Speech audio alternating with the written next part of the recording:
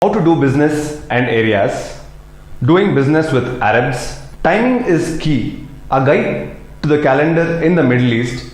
One of the most basic but most easily overlooked details about business in the Middle East is the different working week. Friday is the holy day in Islam and congregational prayers are held at noon. Therefore, the weekend in most Middle Eastern countries falls on Friday and Saturday, although there are some exceptions. It is useful to note that while the Gregorian calendar is the official norm in most of the Middle East, with Saudi Arabia as the exception, the Islamic lunar calendar does also influence life in terms of religious festivals and events. There are two major Muslim festivals to note: Eid al-Fitr and Eid al-Adha. The first follows the end of the fast during the month of Ramadan, and second, the end of the annual pilgrimage, also known as Hajj. These festivals typically last 3 days, but it is common for governments to extend them as they wish. Since the Islamic calendar follows lunar rather than solar movements, it is difficult to predict exactly when the holidays will fall, and the dates will vary from country to country and year to year. It is therefore a good idea to avoid planning business around the time of these two festivals. One time of the year when professional and personal lives are turned upside down in the Middle East is during the month of Ramadan. Ramadan is considered the holy month of Muslims and sees them fasting from dawn to dusk, forbidding them from eating, drinking and smoking. Business hours are often significantly reduced, and it is wise to avoid doing business or organizing meetings during this month. Again, owing to the lunar calendar, the exact dates of Ramadan vary both year on year and from country to country, and in the fact, the fasting will only start once the correct moon has been sighted in each country, rather than there being an official starting date. Also note that if you do happen to be in the Arab country during Ramadan, it is polite to eat, drink and smoke inside and away from the public eye only. While Arab countries are predominantly Muslim, there are also large Christian minorities, particularly in Jordan and Egypt. You should therefore also expect Christian festivals such as Christmas to disrupt working schedules. Other religious considerations when working in the Middle East. Muslims are obliged to pray 5 times a day, and prayer times are announced by the call to prayer with sounds from local mosques as well as being printed in daily newspapers.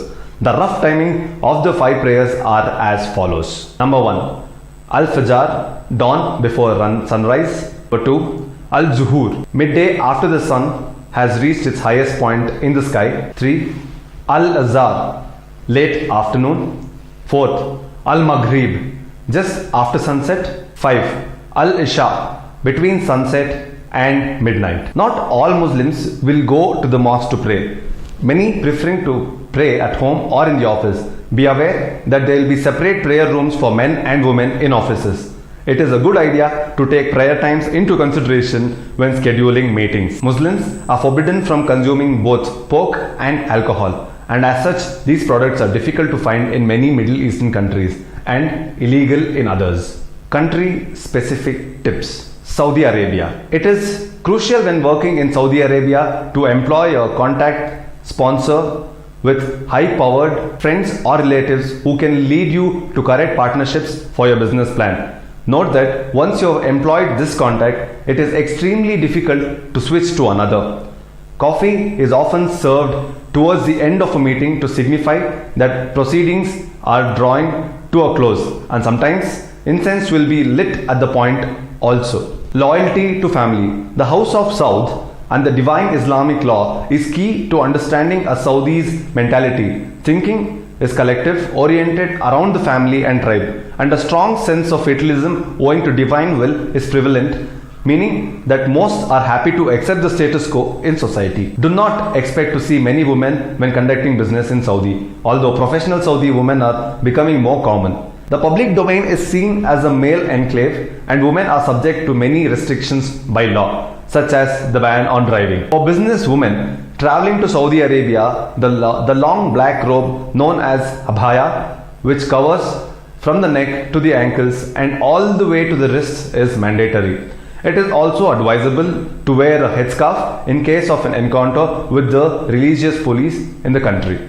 The United Arab Emirates. Status is a very important in the UAE, and so the correct titles of either Sheikh or Sayyid Shika or Shaida for a woman should be used. Age is directly linked to the seniority, and it is common to stand when someone older than you enters the room, to greet the oldest person in the room first, and to wait for the other oldest person in the room to start eating before starting yourself. Be aware that owing to the large expat population in UAE, many companies conduct business here almost entirely on Western terms.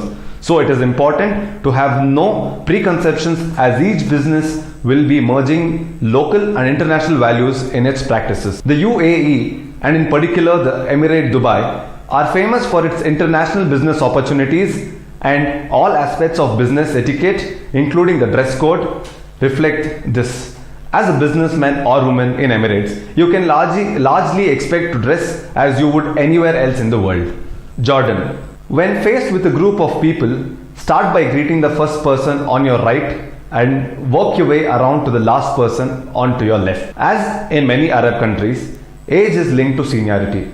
In general, the wishes and opinions of someone older than you are adhered to. The oldest person in the room is likely to be leading the discussion, and direct eye contact with the person is recommended. It is usual for gifts to be exchanged at initial business meetings. If you are offered refreshments during or after the meeting, it is polite to decline at first and to accept after the offer has been made 3 times. If invited to a Jordanian home, it would be polite to take a small gift such as sweets or flowers.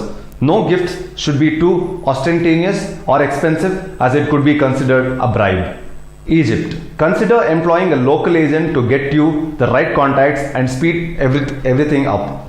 This person can also introduce the main points of your business in Arabic, a time-saving mechanism that Egyptian will appreciate. When thinking of suitable topics for small talk, always bring up Egyptian achievements, both ancient and modern, and consider talking about the cotton industry, which is extremely important. The business hours of each day vary between summer and winter. In summer, they are usually 8 a.m. until 2 p.m. and in winter, 9 a.m. until 1 p.m. and then 5 p.m. to 7 p.m. There is a tendency for people to also not work on Thursday, even though the weekend officially starts on Friday. If you are eating with an Egyptian, do not eat all the food on your plate. Leaving a small amount indicates that you have eaten sufficiently, whereas a clean plate indicates that you would like more food. Furthermore, do not add salt to your food in front of an Egyptian, as it is considered an insult to the food. Morocco. The French influence in Morocco remains strong, and you may find French business practices abound, and that the primary language of business is French rather than Arabic. When organizing a meeting in Morocco, unlike in other Arab countries, you should try to organize it as far in advance as possible, and then confirm it a few days beforehand. Avoid bringing up the royal family, politics in the Western Sahara and Algeria, and drugs in conversation, as these are all taboo topics. The serving of mint tea is a symbol of hospitality, so be prepared to accept this whenever meeting somebody new. The family unit is the most important structure in the Moroccan society, and as such it is considered positive to engage in nepotism, as it is a sign of supporting the family structure.